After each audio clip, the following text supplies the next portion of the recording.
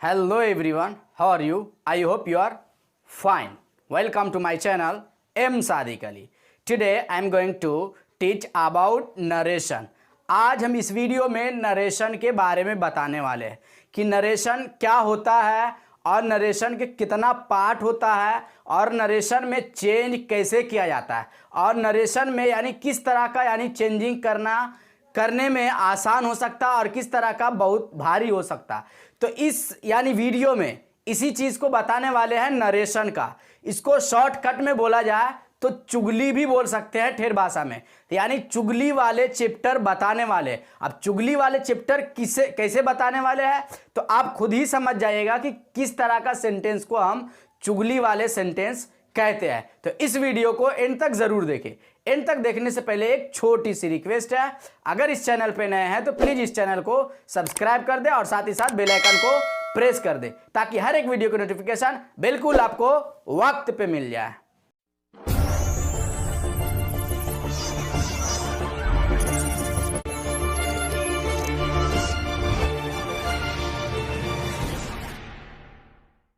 Let's start. देखिए narration चुगली वाला सेंटेंस कैसे कहलाता है, इसे हम ठेठ भाषा में चुगली वाला सेंटेंस बोलते हैं। तो देखिए नरेशन NARRATION, इसी को हम नरेशन बोलते हैं, नरेशन। तो नरेशन का there are 2 parts of narration. अब कौन कौन है वो भी बता रहे, डायरेक्ट स्पीच, इनडायरेक्ट स्पीच। अब डायरेक्ट स्पीच किसे कहते हैं और इनडायरेक्ट स्पीच किसे कहते हैं वो अभी तुरंत आपको पता चल जाएगा। ये आप देख रहे होंगे चित्र बना हुआ, इससे आपको एकदम आसान से पता चल जाएगा कि डायरेक्ट स्पीच किसे कहते हैं और इनडायरेक्ट स्पीच किसे कहते हैं। तो चलिए बगैर देरी का शुरू करते हैं। अब यहां पर देखिए पिक्चर में क्या बना हुआ है कि एक लड़की यहां है और एक लड़की यहां है, यानी डायरेक्ट में जो डायरेक्ट स्पीच होता है उसमें 2 लड़की है और इनडायरेक्ट स्पीच में 3 लड़की है। तो यानी नरेशन का अगर एग्जाम यानी परिभाषा पूछा जाए तो 2 व्यक्तियों का बात किसी तीसरे के बाद बताना ही नरेशन कहलाता है। यानी 2 व्यक्ति का आपस का बात, जैसे राम और श्याम बात कर रहा है तो राम बोल दिया जा करके अगला पार्टी को यानी रोहन को बता दिया राम वाला बात, तो वो वाला चुगली हो गया। इसी को हम ठेठ भाषा में चुगली भी कहते हैं और चैप्टर में उसी को हम नरेशन कहते हैं। तो देखिए कैसे चुगली और नरेशन दोनों एक तरह का है। चलिए देखते हैं। अब यहां पर देखिए सीता है। अब सीता भी स्कूल जाती है और गीता भी स्कूल जाती है। अभी गौर से समझिएगा कि नरेशन में डायरेक्ट स्पीच और इनडायरेक्ट स्पीच को हम चुगली वाला सेंटेंस क्यों कहते हैं और क्यों कहना ही चाहिए। तो देखिए कैसे है कि अभी एक सीता है और एक गीता, दोनों सहेली है। ठीक है, सीता और गीता 2 सहेली है जो कि एक ही स्कूल में और एक ही क्लास में पढ़ती है। अब देखिए गीता जो सीता को यानी बुलाने वाली थी, यानी बुलाने स्कूल पढ़ने के लिए रोजाना जाया करती थी। तो अब ये जब पहुंची वहां तो देखी सीता बेड पे लेटी हुई है। सीता क्या है, बेड पे लेटी हुई है और लेटने का कारण पूछा कि आज स्कूल क्यों नहीं जाएगी। यानी गीता पूछी कि आज स्कूल, यानी सीता से कि आज स्कूल क्यों नहीं जाना है। तो सीता बोली क्या बोली कि आज मेरे सर में दर्द है इसलिए मैं आज स्कूल नहीं जाऊंगी। आज मेरे सर में क्या है, दर्द है। कौन बोली, सीता बोली। किससे बोली, गीता से बोली। तो गीता चुपचाप बेचारी स्कूल अकेले चली गई।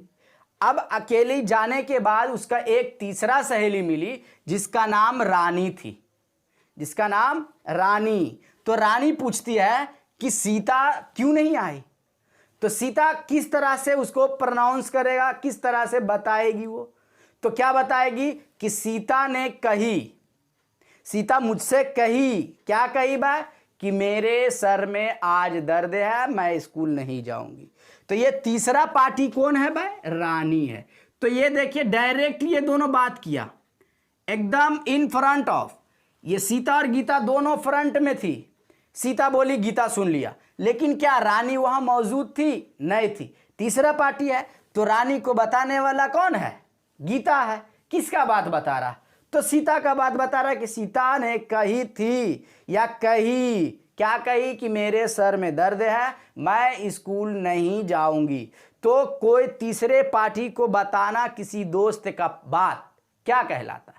चुगली कहलाता है। इसीलिए हम इस सेंटेंस को चुगली वाला सेंटेंस कहते हैं। आपको भी पता होगा, अगर दो दोस्त आपस में बात कर रहा कि कल हम वहां जाएंगे और उसके यहाँ मेहमान आएगा तो हम लोग खूब खाएंगे, जम के खाएंगे। अब वो पार्टी, वो दोनों में बात हो गया। अब तीसरा दोस्त मेरा ही मिल गया, अभी कोई और अनदर दोस्त मिल गया, तो उसको हम क्या बोलेंगे कि भाई कल मेहमान आ रहा, उसके यहाँ गेस्ट आ रहा। तो वो बोला था, यानी जो हमारा दोस्त पहले का था उसके बारे में हम तीसरे पार्टी को बताएंगे कि वो कह रहा था कि हम कल वहां जाएंगे और जम के खाएंगे। तो ये चुगली ही कर रहे हैं ना। तीसरे पार्टी का बात, यानी तीसरे पार्टी के पास दूसरे पार्टी वाला बताना क्या कहलाता? चुगली कहलाता। इसी को सेंटेंस को रखते हुए हमें ये चुगली वाला सेंटेंस कहना पड़ता है। तो चलिए देखें, अब तो समझ गए होंगे कि डायरेक्ट स्पीच और इनडायरेक्ट स्पीच। यहां देखे डायरेक्ट नहीं था, ये इससे कहा था, लेकिन यहां देखे एक तीसरा व्यक्ति से आप इनडायरेक्ट कर रहे। वो डायरेक्ट सीता का बात नहीं सुनी थी, वो डायरेक्ट सुनी ही नहीं थी, ये तीसरा के बारे, यानी तीसरा के जरिए से सुनी थी। तो चलिए अब देखते हैं यही सेंटेंस को किस तरह से चेंज करना है, किस तरह से आसान भाषा में, एकदम आसान ट्रिक में बताने वाला है कि किस तरह से चेंज करना है। उसके लिए नियम जानते हैं। तो 3-4 नियम है ऐसे डायरेक्ट स्पीच में, यानी बनाने का 3 नियम से हम बनाते हैं। पहला नियम है change of person, change of person, और दूसरा है चेंज ऑफ टेंस, और तीसरा है change of other parts of speech, other parts of speech. अब ये 3 तरह का चेंज होता है नरेशन में। Change of person, change of tense, change of other parts of speech. तो आज इस वीडियो में चेंज ऑफ पर्सन का एक्सप्लेन करने वाले हैं कि किस तरह से चेंज ऑफ पर्सन के बारे में बताना है, किस तरह से चेंज करना है, वही हम एक्सप्लेन करने वाले हैं, जो कि एकदम चंद ही मिनट में बताने वाले हैं। चंद ही सेकेंड में आपका भी दिमाग में आ जाएगा कि किस तरह से बनता है। तो चलिए बगैर देरी का शुरू करते हैं चेंज ऑफ पर्सन के बारे में। तो चेंज ऑफ पर्सन यानी बताने से पहले एक चीज जान लेना जरूरी है कि एक फॉर्मूला है SON। अब बोलेंगे कि SON, सन माने बेटा, किसका औलाद है भाई? ये औलाद वाली सिस्टम इसमें कहां से आ गया? तो ये औलाद वाली, बेटा वाली सिस्टम नहीं है। SON, S बोले सब्जेक्ट, O बोले ऑब्जेक्ट, N बोले नो चेंज। अब उसके जस्ट नीचे गिनती लिखते हैं 1 2 3। अब बोलेंगे यहां पर फॉर्मूला 1 2 3 कहां से आएगा? 1 2 3 फॉर्मूला कुछ होता है? 1 2 3 कोई फॉर्मूला होता है? यही सेंटेंस में होता है। ये नरेशन में 1 2 3 और SON, यानी बेटा वाला और गिनती 1 2 3, 1 बेटा 2 बेटा 3 बेटा। यानी अब यहां देखे S first person, O second person और N थर्ड पर्सन। यानी S बोले तो सब्जेक्ट, O बोले तो ऑब्जेक्ट और N बोले तो नो चेंज, और 1 बोले तो फर्स्ट पर्सन, 2 बोले तो सेकेंड पर्सन और 3 बोले तो थर्ड पर्सन। यानी फर्स्ट पर्सन सब्जेक्ट के अनुसार चेंज होगा, सेकेंड पर्सन ऑब्जेक्ट के अनुसार चेंज होगा, और थर्ड पर्सन जब रहेगा तो नो चेंज। अभी बोर्ड पे देख लीजिए फर्स्ट पर्सन कौन है, सेकेंड पर्सन कौन है और थर्ड पर्सन कौन है। तो I और V फर्स्ट पर्सन है, तो इसका पॉजिटिव केस में चेंज होता है माई और आवर, और ऑब्जेक्टिव केस में मी और अस। अब देखिए यहां पर सेकेंड पर्सन जो है इकलौता यू है, इकलौता यू है, तो यू का योर और यू। अब देखें थर्ड पर्सन कौन कौन है? ही है, शी है, इट है, दे है, उसका यानी possessive case her, its, their, और इसका objective case her, it, them. तो अगर फर्स्ट सेकेंड थर्ड पर्सन नहीं पता है तो आज बता देते हैं। First person is the person speaking, यानी बोलने वाले को फर्स्ट पर्सन, और second person is the person spoken to, यानी सुनने वाले को सेकेंड पर्सन, और third person the third person is the person spoken about, यानी जिसके बारे में कहा जाए, जो हमारे यहाँ मौजूद ना हो उसके बारे में कहा जाए, चुगली किया जाए, उसे हम थर्ड पर्सन कहते हैं। तो I we first person, you second person, he she it, और कोई भी नाम हो, दुनिया का कोई भी नाम हो, जानवर का हो या आदमी का हो, सब थर्ड पर्सन में गिनती आता। तो आपको ये सब पता चल गया। अब चलिए यहां बताते हैं एक सेंटेंस में कि आई say to them, I say to them I help you. अब इसमें देखें क्या क्या चीज है। तो देखें वर्ब यानी इन्वर्टेड कॉमास के भीतर जो भी सेंटेंस रहेगा वो रिपोर्टेड स्पीच कहलाता। जो भी इन्वर्टेड कॉमा के भीतर रहेगा, कोई भी सेंटेंस हो, असर्टिव हो, नेगेटिव हो, इंट्रोगेटिव हो, WH वर्ड हो, कोई भी सेंटेंस हो, इन्वर्टेड कॉमास के भीतर कोई भी सेंटेंस हो, उसे रिपोर्टेड स्पीच ही कहेंगे। और उसके अंदर जो वर्ब होता है, जैसे यहां इसका वर्ब कौन है, हेल्प, यानी मदद करना वर्ब है, तो यहां पर हो जाएगा verb of the reported speech, verb of the reported speech, यानी स्पीच जो रिपोर्टेड स्पीच का जो वर्ब होगा, रिपोर्टेड स्पीच का जो वर्ब होगा वो verb of the reported speech हो जाएगा। और जो इन्वर्टेड कॉमास के बाहर होगा जो भी वर्ब, तो यहां देखो कहना, कहना क्या है, वर्ब है, तो ये हो गया रिपोर्टिंग वर्ब, रिपोर्टिंग वर्ब। अब यहां पर भी क्लियर हो गया। अब एक बात और गांठ बांध लेना है कि से के बदली में इनडायरेक्ट स्पीच में टेल लिखेंगे और सेज के बदली में टेल्स लिखेंगे। बस यही आपका इतना फॉर्मूला है। अब आप बना सकते हैं, बट मैं बता रहा हूं अभी एक्सप्लेन करके कि और किस तरह का सेंटेंस चेंज होगा, किस तरह का बनाया जाएगा, आज फिर बता देते हैं। तो चलिए देखते हैं। I say to them I help you, इतना तो क्लियर हो गया है कि रिपोर्टेड स्पीच किसे कहते हैं, रिपोर्टिंग वर्ब किसे कहते हैं, और verb of the reported speech किसे कहते हैं, आप भी क्लियर हो चुके होंगे। तो चलिए देखते हैं किस तरह से बनाना है। तो ये देखें डायरेक्ट स्पीच है। अब यहां पर जो रहेगा इनडायरेक्ट में, जो सब्जेक्ट है, ये देखिए पर्सन है, तो यहां पर अभी हम क्या बना रहे, चेंज ऑफ पर्सन, यही वाला हम बता रहे हैं। तो कहां कहां पर्सन है, तो देखो I we you he she it them, ये सब पर्सन है। तो देखिए यहां पर आई पर्सन है, देम पर्सन है, फिर आई पर्सन है, यू पर्सन है। यहां पर देखिए क्या है, ही पर्सन है, मी पर्सन है, आई पर्सन है, यू पर्सन है, योर पर्सन है। अब यहां पर देखिए अमर भी पर्सन है, रतन भी पर्सन है, आई पर्सन है, योर पर्सन है, यू पर्सन है, माई पर्सन है। अब ये पर्सन चुन लिए, बस आपका क्लियर हो गया।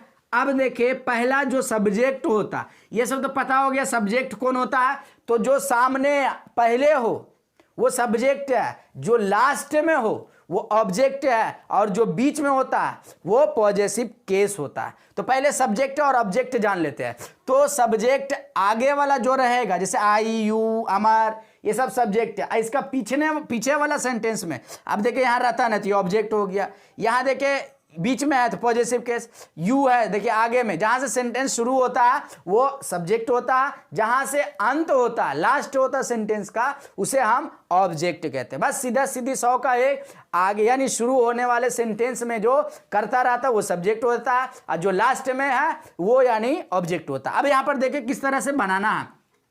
तो जो पहला शुरू है वो आप ज्यों का त्यों लिख देंगे, ज्यों का त्यों लिख देंगे। तो आई है तो आई का ज्यों का त्यों लिख देंगे।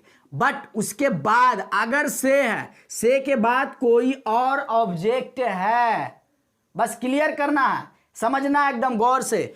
अगर से के बाद कोई ऑब्जेक्ट है तो से के बदली में आप टेल लिखेंगे।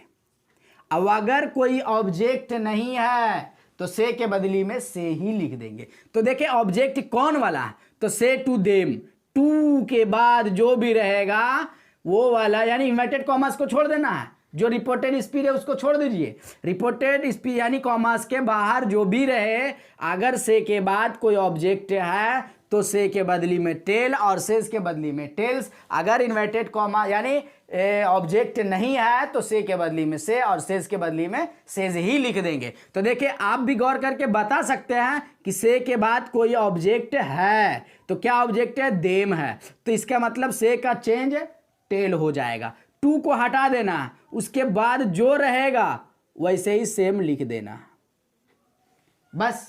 उसके बाद इन्वर्टेड कॉमा, कोई भी इसमें इन्वर्टेड कॉमा को दैट में परिवर्तन कर देते हैं, चेंज कर देते हैं। तो देखिए यहाँ इन्वर्टेड कॉमा है, अब इसके बदले में हम दैट लिखेंगे। चेंज ऑफ पर्सन करने के लिए यानी चेंज ऑफ पर्सन और चेंज ऑफ टेंस में आपको यानी सब में इन्वर्टेड कॉमा के बदली में दैट ही लिखेंगे, तो दैट लिख दिए। अब यहां से बात देखें, अब आई देखें, आई क्या है, पर्सन है।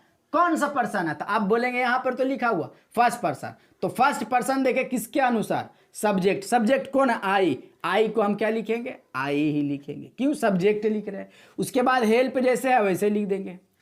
अब यू देखें सेकेंड पर्सन है, तो सेकेंड पर्सन किसके अनुसार चेंज करना है, तो ऑब्जेक्ट के अनुसार। तो ऑब्जेक्ट क्या है, देम है, तो देम ही लगा देंगे। बस ये सेंटेंस आपका कंप्लीट हो चुका। अब दूसरा सेंटेंस से पूरा आपको क्लियर हो जाएगा, आप कंफर्म हो जाएगा कि इसी तरह से चेंज होता है। तो चलिए देखते हैं दूसरा सेंटेंस बना के। अब देखिए ही है सब्जेक्ट, ज्यों का त्यों लिख देंगे। अब उसके बाद सेज है, सेज के बाद देखिए कोई ऑब्जेक्ट है तो है, तो सेज के बाद टेल्स लगा देंगे।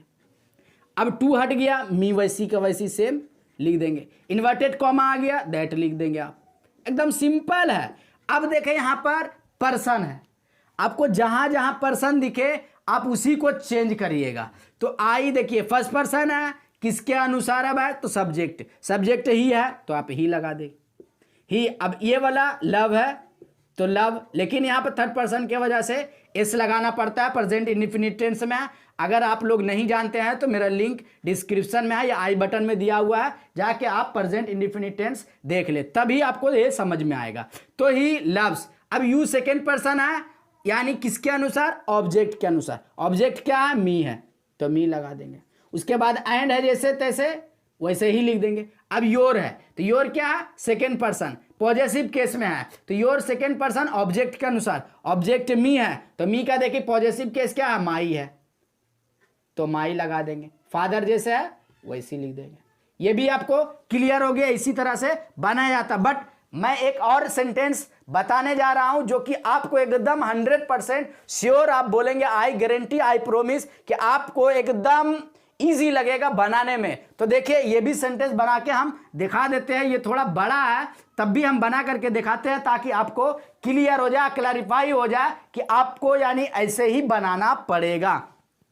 तो देखिए नाम है, यहां पर नाम में बहुत सारा कंफ्यूजन हो जाता है, तो नाम में क्या लिखे, नाम में चेंज ही करे शी करे, तो बस क्लियर है। लड़का का नाम है तो ही लिखेंगे, लड़की का नाम है तो शी लिखेंगे, लड़का का नाम है ही लिखेंगे, लड़की का नाम है शी लिखेंगे, बस ये क्लियर हो गया। तो देखिए पहला फर्स्ट में जैसे है ज्यों कहते हैं ही लिख देंगे, अमर है तो अमर ही लिख देंगे। अमर, सेज के बाद कोई ऑब्जेक्ट है तो है, तो सेज के बाद कोई ऑब्जेक्ट है तो हाँ है, तो सेज के लिए टेल्स लिख देंगे, टेल्स। अब रतन है तो रतन लिख देंगे। अब यहां पर इन्वर्टेड कॉमा है, दैट लगा देंगे। आई देखे फर्स्ट पर्सन है, सब्जेक्ट के अनुसार। सब्जेक्ट क्या, अमर है। अमर क्या है, लड़का है, तो लड़का के लिए ही लिख देंगे। यहां पर एम है तो एम ही लगाएंगे, नहीं क्यों नहीं लगाएंगे, क्योंकि आई था तो एम लगाएं, लेकिन ही है तो क्या लगाएंगे, इज लगाएंगे। योर सेकेंड पर्सन ऑब्जेक्ट के अनुसार। ऑब्जेक्ट देखिए पॉजेसिव केस है, योर है तो रतन, रतन का क्या होता है, ही होता है, ही का देखिए पॉजेसिव केस क्या है, हिज है, तो आप हिज लगाएंगे। फ्रेंड जैसे है वैसे ही लिख देंगे, एंड जैसे है वैसे ही लिख देंगे। अब यू देखे सेकेंड पर्सन ऑब्जेक्ट के अनुसार। ऑब्जेक्ट क्या, रतन, रतन के लिए ही लिख देंगे। अब आर था तो आर ही लिखेंगे, गलत, क्यों, आर था तो आर यू के साथ में आर लगता है, बट ही के साथ में इज लगता है, तो ही इज। अब देखिए माई फर्स्ट पर्सन सब्जेक्ट के अनुसार। सब्जेक्ट क्या है, अमर है, अमर का क्या होगा, ही होगा, ही का देखिए पॉजेसिव क्या है, हिज है, तो आप हिज लिख दीजिएगा। अब फ्रेंड है, फ्रेंड जैसे है ज्यों का त्यों लिख देंगे। इसी तरह आप और भी सेंटेंस बना के आप अपने आप को क्लियर कंफर्म कर सकते हैं कि किस तरह से चेंज करना। और ये भी बताना चाह रहे हैं कि ये सब बोर्ड एग्जाम में 100% आएगा ही आएगा और आता ही आता है और आता भी रहता है, यानी 5 ही नंबर का आवे बट ये सब आता है। तो हम मार्क्स के लिए या बोर्ड एग्जाम के लिए नहीं पढ़ेंगे, हमको यानी नॉलेज के लिए पढ़ना है, इसको सीखना है। तो इसी तरह और भी यार सेंटेंस देखना चाहते हैं तो प्लीज इस चैनल को सब्सक्राइब कर दे और साथ ही साथ बेल आइकन दबा दे ताकि हर एक वीडियो की नोटिफिकेशन बिल्कुल आपको वक्त पे ही मिले। आई होप ये वीडियो आपको अच्छा लगा तो प्लीज एक लाइक कर दे, शेयर करे और कोई भी फीडबैक हो या कोई कमेंट हो तो कमेंट में मेंशन करे, कमेंट बॉक्स में मेंशन करे ताकि हमको भी यानी पता चले कि कोई भी कमेंट करने वाला है। और आप लाइक करें और सब्सक्राइब करें, हमको मोटिवेट मिलता और हम भी हौसला अफजाई में होंगे और हम भी और एक्स्ट्रा बताने की कोशिश करेंगे और अच्छे तरीक़ा से एक्सप्लेन करने की कोशिश करेंगे। मिलते हैं अगले वीडियो में, तब तक के लिए खुश रहिए, खुशियां बांटते रहिए, तब तक के लिए खुदा हाफिज।